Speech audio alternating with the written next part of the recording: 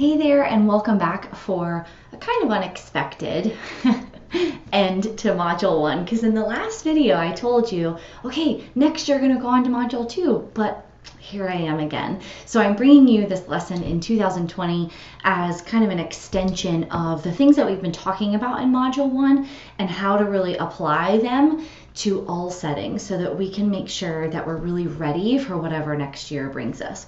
So we're finishing up Module 1 in Lesson 4, which is a bonus lesson all about a cohesive flipped classroom in all settings. In this lesson, we're going to consider quite a few things, but all of the considerations are for making your blended classroom or maybe even an online classroom, but we're really going to focus on the blended one, making it as cohesive as possible. So let's go ahead and get started.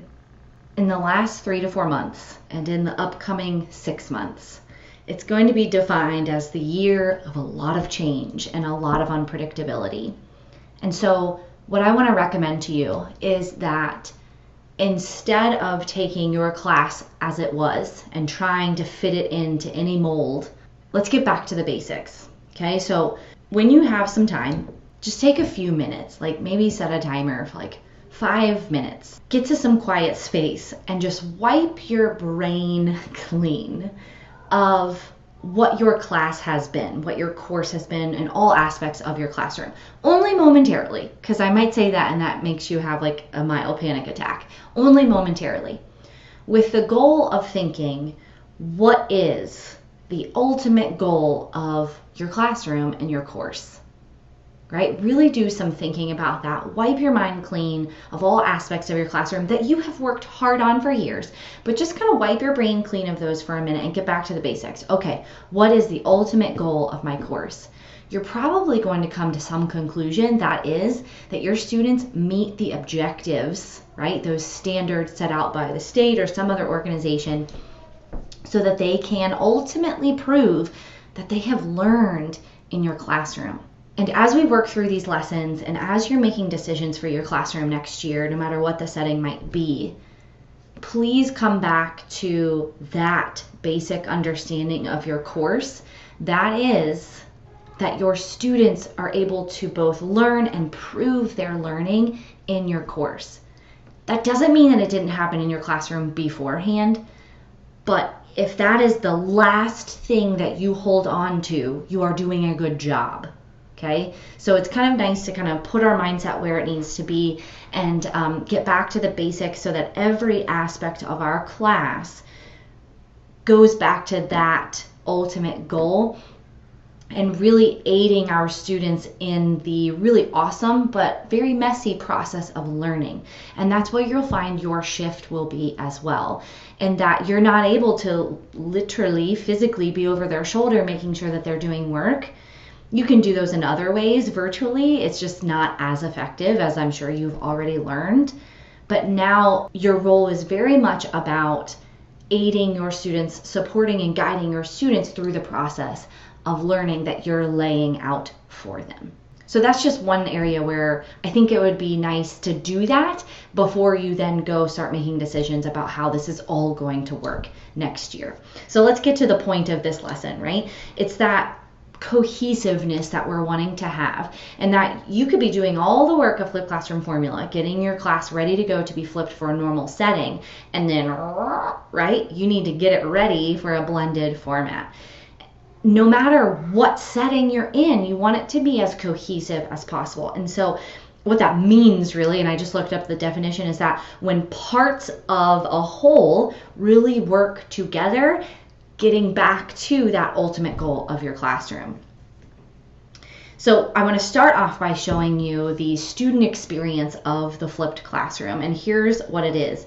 It's not that complex, but I try to bring in as many details as possible. And that while students are at home, if you're doing this in a traditionally flipped classroom where you assign the videos for students to watch at home, this is what they're going to be doing, right? Watching the video and then doing some kind of formative check. We're going to go through this whole entire process throughout the modules of this course, but this is just like a bird's eye view of what your students will do in a flipped classroom.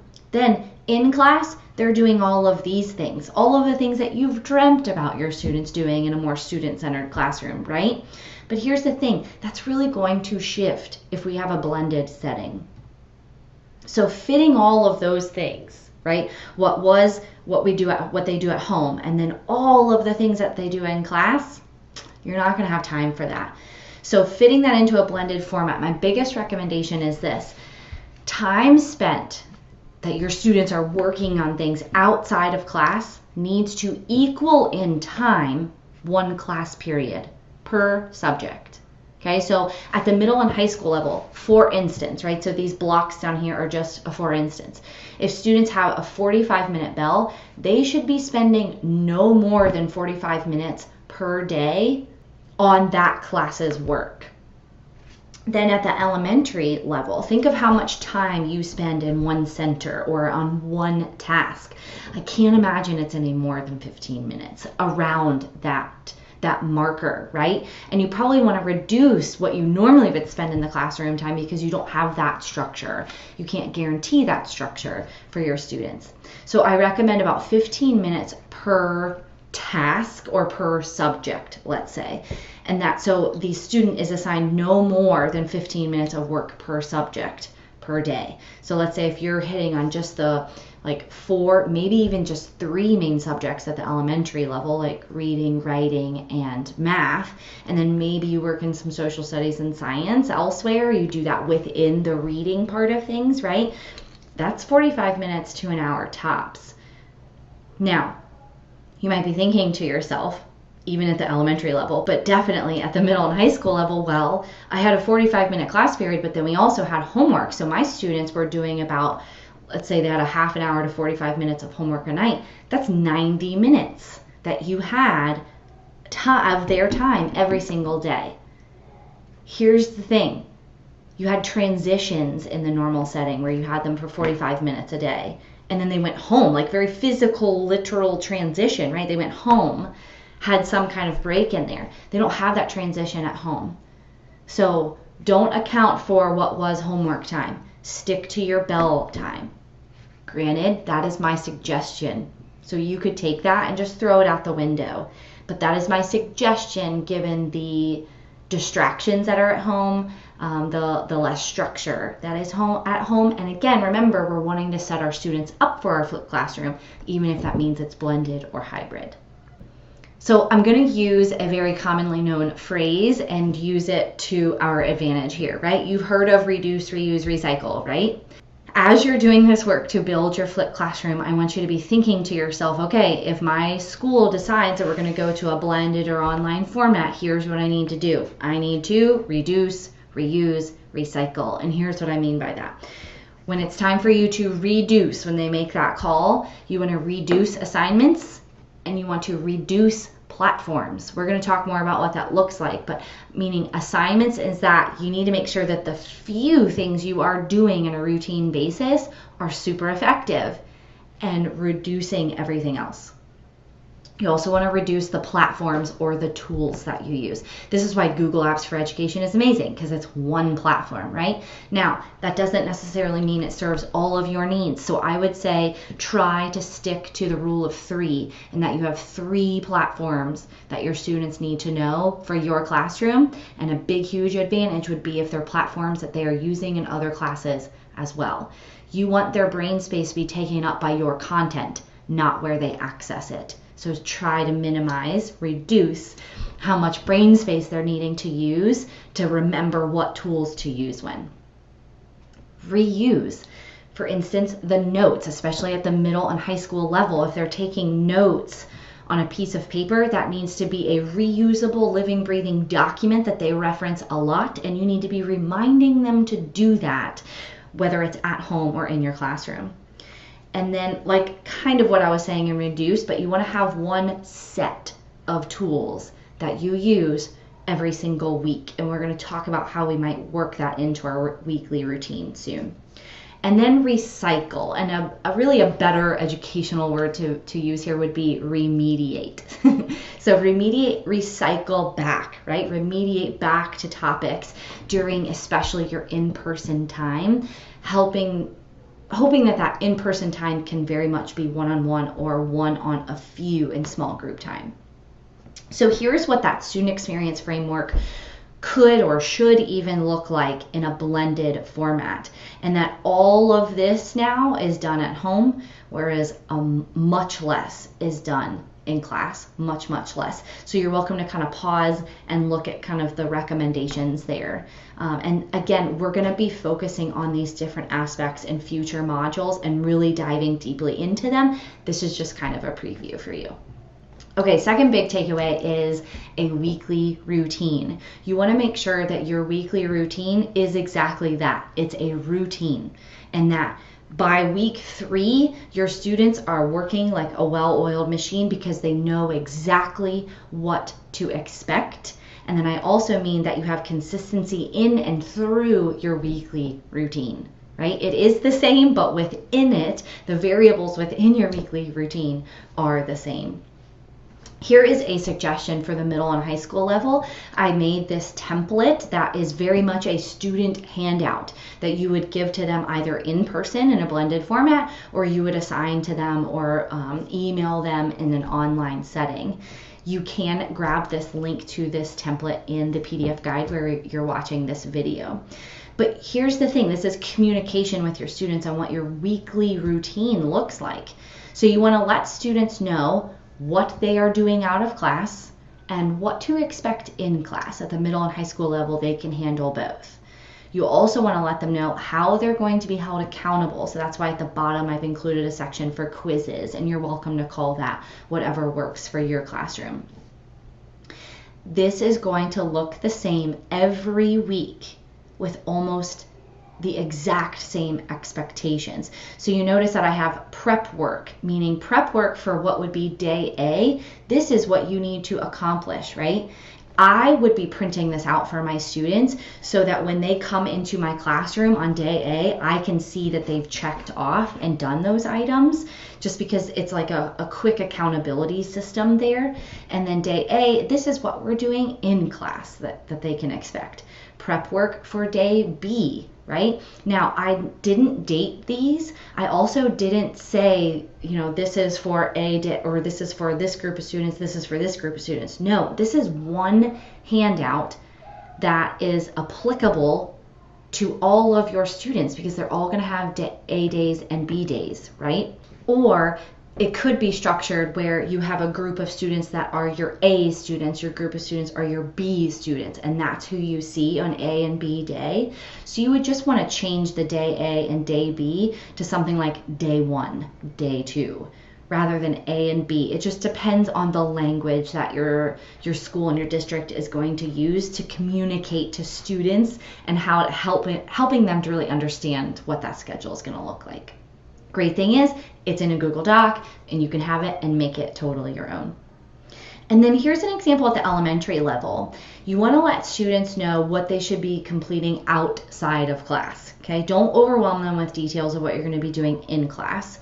And then stick to what platforms or tools they are going to use. And you want to make sure that you're sticking to as few of those as possible. Now, please know that this is just an example, and I've got 3 different tools here that probably only your upper elementary students like Flipgrid and GoFormative are going to be able to use.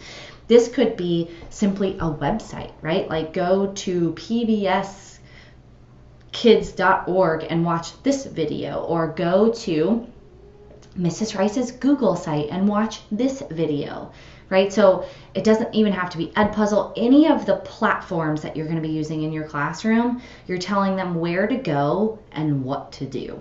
And then I also included something at the bottom that is like, here are some other things that you need to be doing on a weekly basis. This could also be communication with the parent instead of the student, depending on the age level, right? Just to remind them, remember, this is what you're doing with your child in our off time this week. So with that weekly routine, you want to keep it the same every single week, right? And this is going to be a challenge. It definitely is.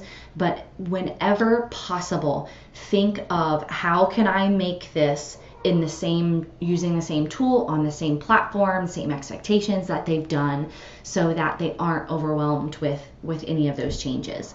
The same flow, meaning what is it they're doing at home? What are they normally doing in class? And keep that flow the same tools and platform, same expectations. And that when you're finished with this, you go and you do this, something like that. And then consistency in being held accountable, right? And that, are you using Edpuzzle for those quizzes? Are you going to Google Quiz for a topic quiz every week? What does that accountability look like?